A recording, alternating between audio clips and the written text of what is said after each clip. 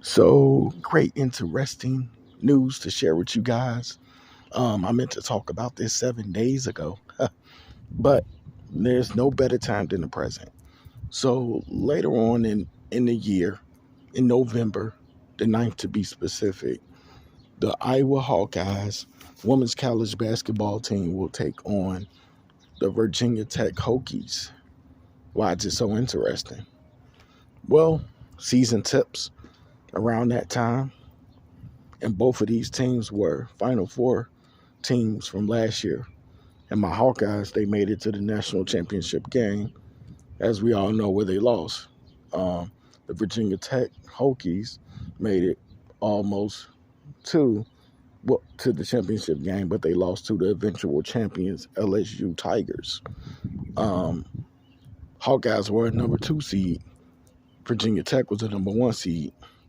All-time matchups, not too extreme, but because these teams have only played 3 times, but the Hawkeyes lead 2 games to 1 in all-time series. And also, I believe that these teams haven't played since 2011. I'm pretty certain I'm correct on that.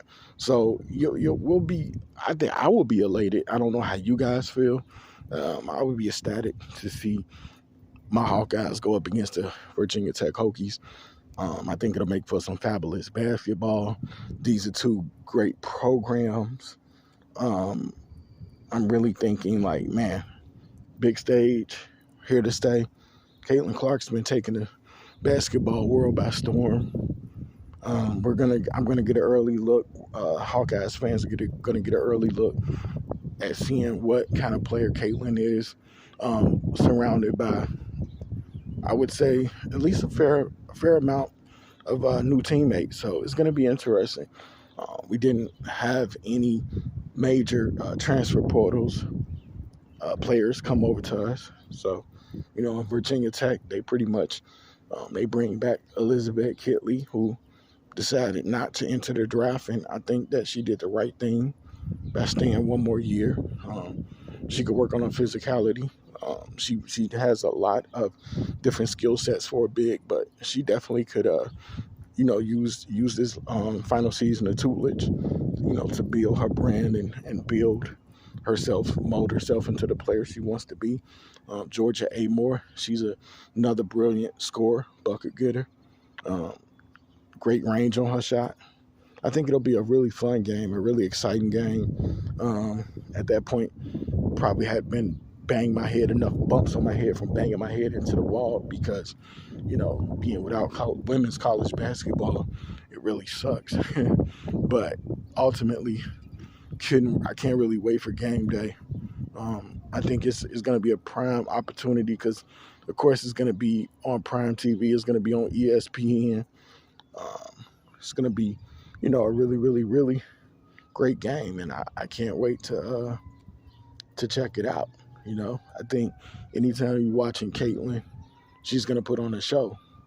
And that's what I love about her. She's always going to put on a show, and she never fails to amaze. Even in games where she doesn't shoot well.